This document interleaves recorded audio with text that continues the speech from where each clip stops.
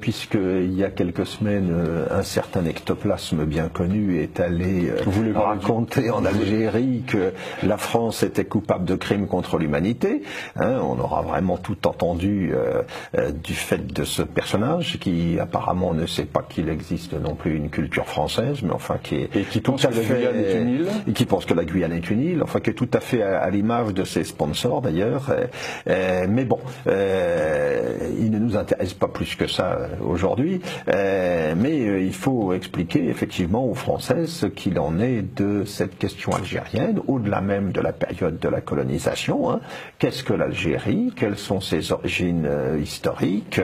Quelles sont les grandes questions qui se posent à son propos? Et vous répondez systématiquement à tout cela dans cet ouvrage, dont les chapitres se présentent d'ailleurs comme des questions sur un certain nombre de points, qu'il est utile d'éclairer justement pour connaître l'Algérie, son histoire, sa réalité, et puis approcher au plus près ce qu'a été la relation entre la France et l'Algérie à travers l'épisode colonial. Alors, avant même d'évoquer l'épisode colonial, il y a une grande question que vous posez, c'est celle de la berbérité de l'Algérie. Parce que pour le grand public français, l'Algérie fait partie du monde arabe, algérien, arabe, c'est quasiment synonyme. Vous nous expliquez que les choses, dans la longue durée de l'histoire, sont un peu plus complexes.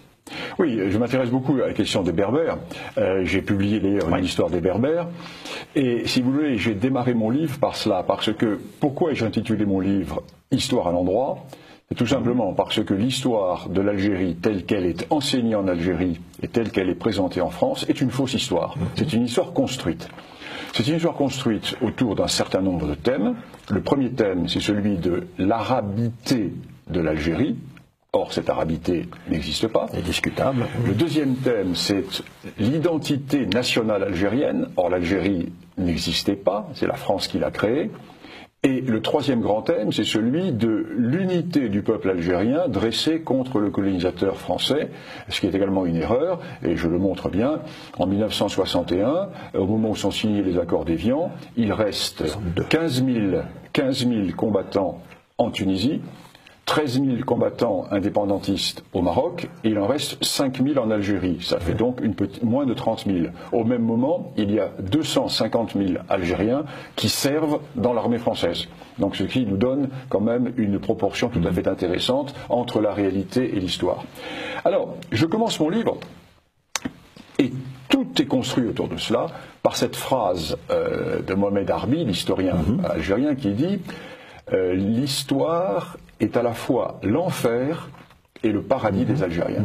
C'est absolument magnifique. C'est une phrase qui résume toute l'ambivalence. Pourquoi ? Que veut dire cette phrase ? Ça mérite d'être commenté. Oui. Cette phrase veut dire que quand les Algériens font de la véritable histoire, ils constatent, 1, que leur pays n'est pas arabe mais berbère, 2, que l'Algérie n'a jamais existé, 3, que c'est la France qui a tout fait en Algérie.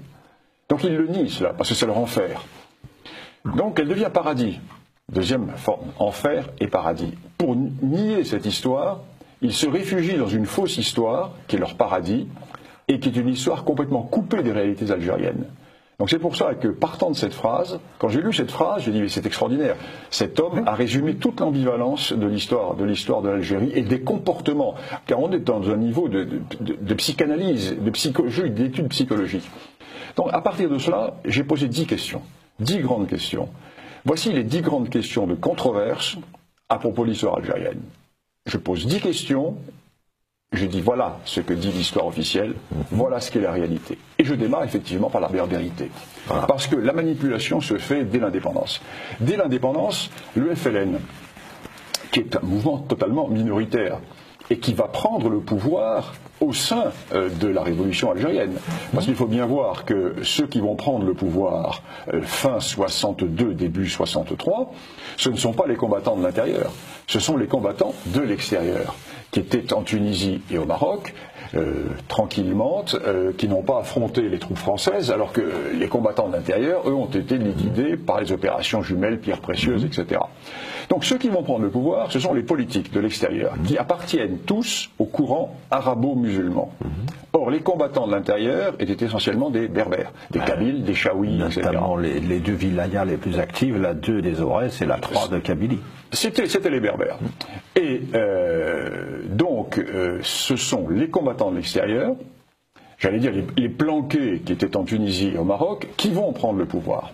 Et sachant très bien que leur pays n'existe pas, sachant très bien que leur pays est profondément divisé, vont créer une idéologie arabo-musulmane avec l'affirmation Algérie, pays arabo-musulman.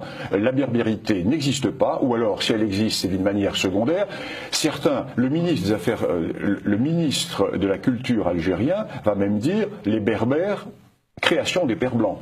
Voilà, donc, retirant aux Berbères leur identité. La colonisation a divisé pour régner. Tout à fait. La colonisation a créé le fait berbère pour régner. Alors que finalement, le fait berbère, c'est lui qui a combattu la colonisation. Oui. Parce que le seul moment de difficulté, ça a été à l'époque de Mohammed, qui était une révolte typiquement berbère. La conquête se termine pendant le Second Empire en Kabylie, et ensuite il y a la révolte de Mokrani en 71. Tout à fait. Qui commence en 70 d'ailleurs. Elle commence en 70. Et ceci est fondamental. Donc dès le départ, une fausse histoire a été écrite. Une histoire arabo-musulmane. Et dans cette histoire-là, tout ce qui se rattache à la berbérité est vu comme un complot contre l'arabe, un complot contre l'islam. Quelle est la théorie de ces nationalistes arabo-musulmans algériens? C'est de dire que, certes, il y a des berbères, mais ils ont disparu au point de vue culturel, au point de vue politique, puisque à partir du moment où ils se sont convertis à l'islam, ils sont entrés dans l'ère de l'arabité. Donc la berbérité n'existe plus. Et quiconque parle de berbérité nourrit un complot contre l'unité, contre l'État algérien.